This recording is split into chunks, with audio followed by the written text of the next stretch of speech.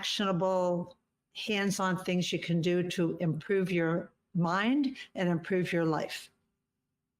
I like the actionable word, because whenever I personally am looking for help, it's always like, oh, you need to have less stress in your life. Like, okay, bro, what exactly you mean by that? So, could you give us some examples of the actionable parts? Right. So if you think, okay, I know I'm thinking irrationally, but I don't know what to do. What CBT does, which is part of what I write about in my books, cognitive behavioral therapy, is gives you techniques on how to identify what the irrational thoughts are and how to what's called cognitively restructure and look at thoughts in a different way.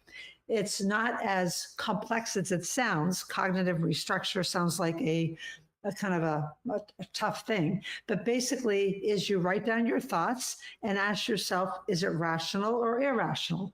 Such as, he never listens to me. Write it down. If you're upset about something, you write it down. He never listens to me. What is the magic word there that you know it's irrational? Never.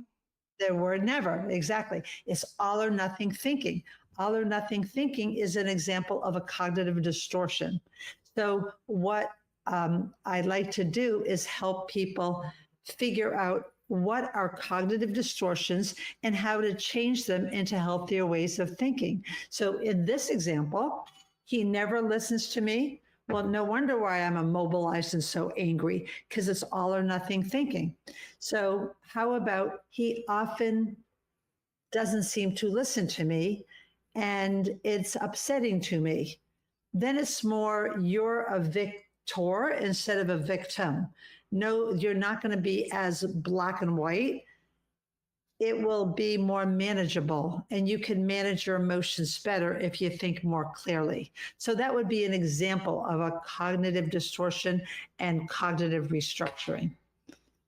That's But a true. lot of times people don't know how to think more clearly because they maybe never learned the skills. It's like trying to fix a faucet and not having tools to use. How are you going to know how to fix something if you don't have tools? And so I'm into actionable, practical tools to actually what you can do.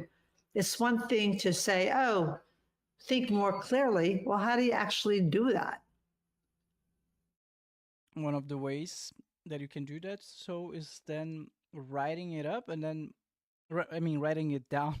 I'm sorry, writing it down and then reading it again to see if there's anything too irrational in there. Right. And then, well, Right. I mean, that's like an example.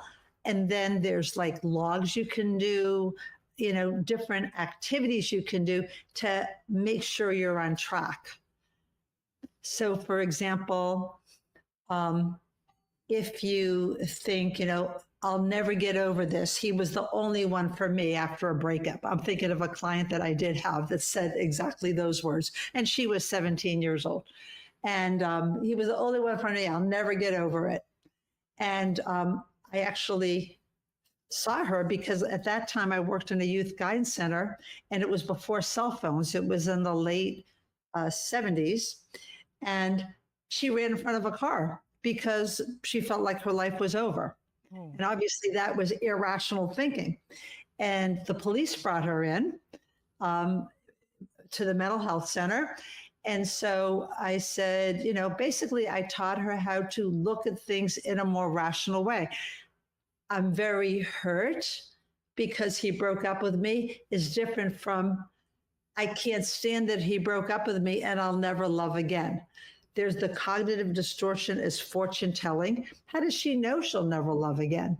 In fact, about 2 weeks later, she had another boyfriend. Ah. So a lot of times people think in permanent ways, but it's actually temporary. So that would be another example of are we thinking in temporary ways? It's hard to get over this versus I'll never get over this, which is in a permanent way. That's so interesting. I know that us as humans, we have a problem with perception of time, and I know that because I like to eat chocolate, right? And the thing is, when you eat just one today, you don't feel like you're getting fat. But then you feed another one tomorrow, and then another one the day after tomorrow. You, of course, you're getting fat, but your perception of time is so, I don't know how to describe it. It's like you don't notice because you're just living in the moment, and in the moment there's no reaction to it. So the way, Right. so maybe by slowing things down, writing things down, really like reflecting on your actions, you can start taking control over those irrational behaviors. I would Yeah, give my clients a magnifying glass, and magnifying that glass. was a trigger for them. It was a visualization of how to be a thought detective, to detect what your thoughts are, because if you're feeling badly, you can't tell someone, just, snap out of it. Don't feel bad. I mean, how can you do that? So people come to me for therapy, and I'm not going to obviously tell them, hey, it's not so bad. I mean, that's not going to do anything, and that's going to be very dismissive and rude. But if I ask them, what are the thoughts that are causing you to feel that way? Then they can say their thoughts, and we can look at the quality of their thoughts. And are they thinking in rational ways that are temporary? Are they thinking in grounded ways, or are they thinking in all or nothing ways? And so a lot of times people become thought detectives, and they can stop themselves from spiraling into a lot of anxiety and depression because they can stop that cycle of thinking.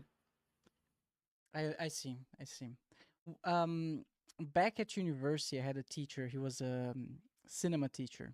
So he was teaching us how to basically do movies. And one thing that he said back then and stuck with me was that we are emotional beings first. That's why movies work with us. It moves us, right? Right. And my question now is, do you think that's our default pattern, like default be well, I don't even know how to describe it. Like mood is the correct word? Like we're always like on this emotional reactive state first, and then secondly the rational one? Well, I think that, it's emotions are great. There's nothing wrong with emotions, but we want to be able to manage our emotions.